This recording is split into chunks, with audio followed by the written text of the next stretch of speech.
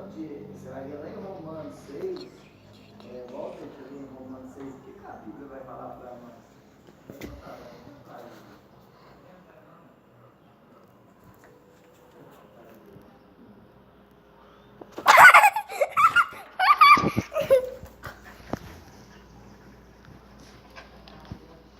Duru. Duru. Oh, para. Romanos 6. Agora não?